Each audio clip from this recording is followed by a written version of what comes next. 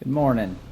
So, as a follow-up to the last video I did, where I was saying that you never saw Yeshua or the apostles or any of Paul's letters ever calling out the corruption or deceptions of Rome at that time, and how you need to stay focused on the true gospel, the refreshing of the covenant, to obey the covenants of promise, Ephesians 2:10 through 12, to be saved from the tribulation. A lot of people like to quote Ephesians 5:11 through 14 as justification and excuse to expose this stuff, right? You don't understand. If you are doing this and using this scripture, you're twisting scripture again to your own destruction, because you're not focused on the actual important task. So I'll just go through it. I'll read it and I'll go through and I'll show you what this is actually talking about. So it's Ephesians 5:11 through 14. And have no fellowship with the unfruitful works of darkness, but rather reprove them. That word reprove is the same thing as rebuke. It's correction. You can read for 2 Peter 1:20, I think it is. Or is it 2 Timothy 3:16? It's one of those two. Those two are both important, but one of them says all scripture is profitable for rebuke, reproof, correction, teaching, all this stuff. So what he's saying here is have no fellowship with the fruitful works of darkness, sin, breaking the commandments, but rather rebuke them, which is speaking of the royal law of Leviticus 19 verse 15 through 18. You're to rebuke the sin in your neighbor, not have fellowship with it.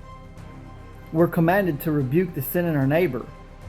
For it is a shame even to speak of those things which are done of them in secret. What are you doing? You're speaking of those things that are done in secret. Paul is literally telling you not to do this, and you're doing it, and then using the exact scripture that tells you not to justify it. This is what every single apostate Christian and every single person who twists the scriptures to their own destruction does.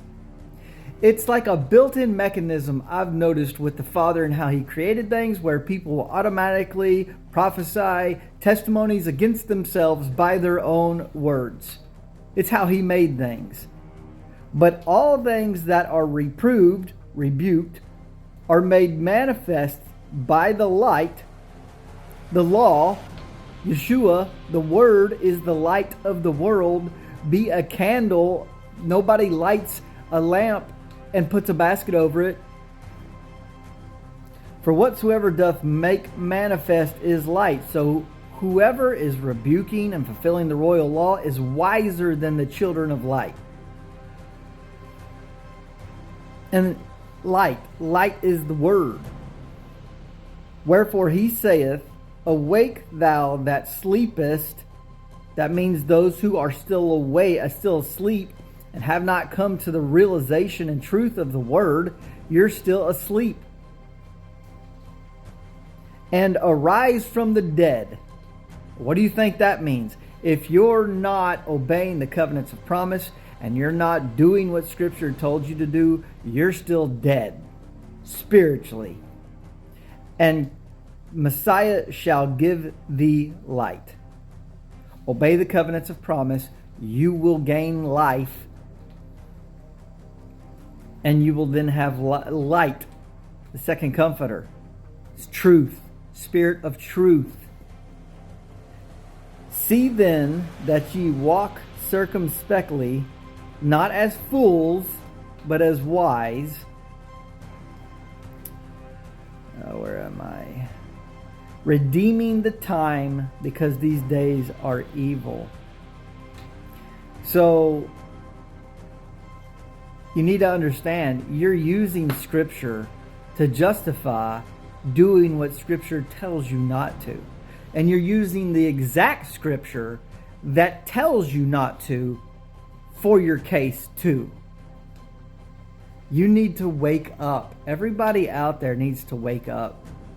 If you are not in covenant, obeying his commandments, keeping the dawn Saturday to dawn Sunday Sabbath, fulfilling the royal law, warning the people, you are in error and you have been deceived.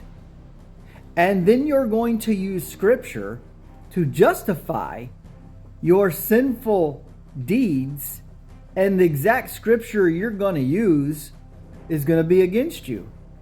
And you have no idea you're doing it. 2 Peter 3:16, I quote this all the time because it is so rampant in today's society.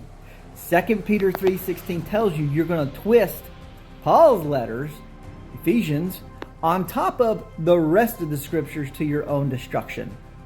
To your own destruction. Do you see this? I would even say he's telling you you're going to twist the Scriptures and use the exact ones that form a testimony against yourself, because Yeshua said, by every word out of your mouth, men will have to give an account for it and you'll be judged by. I've said it before in my other videos. It would be better if you just shut your mouth and didn't say anything, but you can't help it because the pride in you wants to show everybody that you have the truth, that you know what truth is. You're not deceived. I know what Scripture says. All of y'all do it. His watchmen raised up in the last days, Isaiah 52, Isaiah 61. They are trying to proclaim the truth to you. But since it's not your truth and your idea, you reject it. It's because you love the darkness. Plain and simple. Scripture tells me that. There's no light in you. If the light that you think you have is actually darkness, how dark is that darkness?